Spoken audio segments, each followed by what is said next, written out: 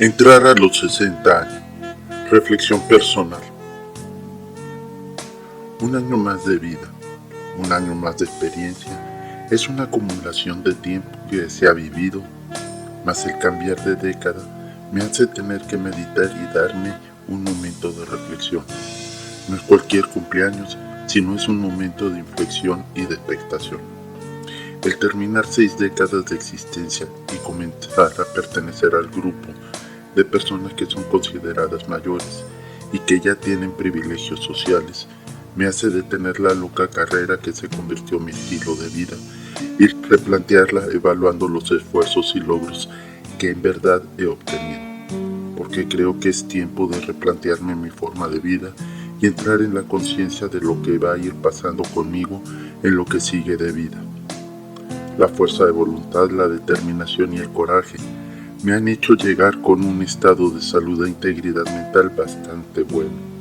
mas no ha sido por la prudencia y cuidado con el que me he desempeñado, sino al llevarme al límite de mis posibilidades. Más de una vez he llegado a donde la gracia y el amor de Dios se ha manifestado conmigo,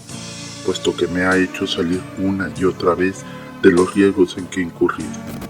Con gran seguridad me ha llenado de experiencia y quizás me ha hecho un poco más prudente. Es por la gracia de Dios que he perseverado en una vida mediana, con grandes retos y mucho amor, caminando en un camino que tiene mucho que sorprenderme aún, porque no hay forma que detenga mis pasos para aquello que me está llamando. Mas tampoco me dejó caminarlo solo, sino me ha provisto de una compañera inseparable que me auxilia a describir la vida desde su propia perspectiva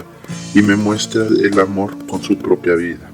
Los años de diálogo y compartir nos han enseñado a caminar con los demás, a sentir con el otro, a ser felices con aquello que se nos va presentando. El fruto primero de nuestro amor son 3 preciosas hijas que han aprendido a manifestar su ser con libertad y verdad, a la que hemos acompañado en un camino de formación y descubrimiento. Mas llega el momento de que caminen por sus propios caminos, siempre con la seguridad de encontrar en casa el lugar de encuentro y compañía.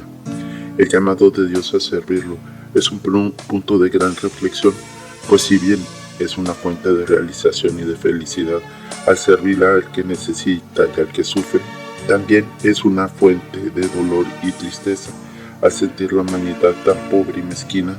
con que en muchas ocasiones aquellos que deberían ser fraternos abandonan y desprecian a los que se entregan con valentía y generosidad, entorpeciendo su ministerio y dificultando su labor,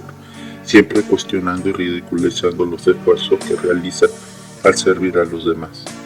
Mi entrega en este llamado desde joven ha sido atenta y confiada en los signos que Dios me ha manifestado para ir caminando por los senderos que Él me pide transitar. En ellos he encontrado hermanos que me sostienen y que también me sostengo, que me han hecho parte de su historia y de su familia, y también ellos han entrado a mi historia y mi familia. El caminar este camino de sabores dulces cuando se enfrenta el reto del servicio y amargo cuando la autoridad se vuelve irracional al caricaturizar lo que ellos deberían honrar como sustento de su vida ministerial. Quizá para ellos sea una aberración que un hombre deje la comunidad de su descanso y después de haberse dedicado al trabajo de sostener a su familia y su casa, encuentre la fuerza y la inteligencia y la capacidad de atender el sufrimiento y carencias de otros hermanos, donando parte de lo que ha obtenido con su propio trabajo. Quizá para ellos sea intromisión que esté en el altar cuando ellos solo quieren abandonarlo por lo mucho que reta en santidad y testimonio.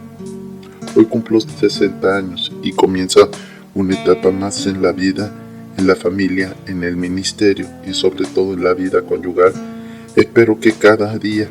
me llene de sensibilidad y fortaleza para seguir andando por la senda que me conduce.